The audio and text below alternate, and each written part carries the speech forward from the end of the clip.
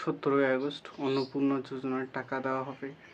কারা কারা টাকা পাবেন এবং কারা কারা টাকা পাবেন না, নিজের স্ট্যাটাস কীভাবে চেক করবেন সে নিয়ে বিস্তারিত আজ আলোচনা করব।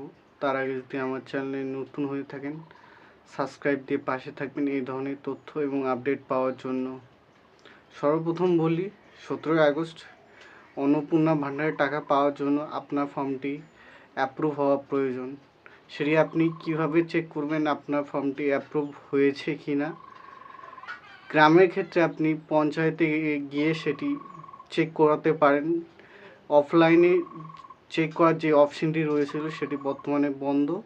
আর পৌরসভার ক্ষেত্রে বিডিও অফিসে গিয়ে আপনি খুব সহজেই নিজের ফর্মটি চেক করে নিতে পারেন আপনার ফর্মটি পেন্ডিং রয়েছে না অ্যাপ্রুভ করা হয়েছে।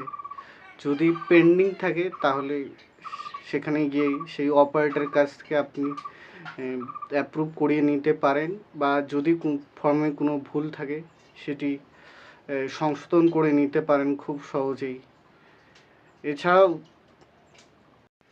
এছাড়াও মুখ্যমন্ত্রী 10ই আগস্ট বলেছিলেন যে অন্নপূর্ণা যোজনার জন্য বিভিন্ন ক্রাইটেরিয়া বা গাইডলাইন বের করবেন, কিন্তু বর্তমানে সেরকম কোনো গাইডলাইন বা ক্রাইটেরিয়া তিনি বের করেননি। মনে করা হচ্ছে যে আগের নিয়ম অনুযায়ী অন্নপূর্ণা যোজনার টাকা দেওয়া হবে। 3টির বেশি পাকা ঘর বা 50 ডেসিমেলের বেশি জমি যাদের নেই তাদেরকেই শুধুমাত্র দেওয়া হবে। এছাড়াও এসআইআরে যাদের নাম বাদ গিয়েছে তাদেরকে অন্নপূর্ণা যোজনার টাকা দেওয়া হবে না। তাই যাদের এসআইআরে বাদ গিয়েছে তারা অতি সত্বর চেষ্টা করুন এসআইআরে নাম তোলার। তাছাড়া অন্নপূর্ণা যোজনার টাকা পাবেন না। তার সঙ্গে এটাও শোনা যাচ্ছে যারা চাকরিজীবী, বিশেষ করে অঙ্গনওয়াড়ি বা সিভিক ভলেন্টিয়ারে চাকরি করেন তাদেরকে সেই সুযোগ সুবিধা প্রদান করা হবে না। এছাড়াও যারা বিভিন্ন ভাতা, বিশেষ করে যারা বিধবা ভাতা পেয়ে যাচ্ছেন তাদেরকে হয়তো অন্নপূর্ণা যোজনার টাকা দেওয়া হবে না, এটাই শোনা যাচ্ছে আপাতত। 17 তারিখ পড়লে স্পষ্ট বোঝা যাবে যে কাদের কাদের টাকা দেওয়া হবে বা কাদের কাদের টাকা দেওয়া হবে না।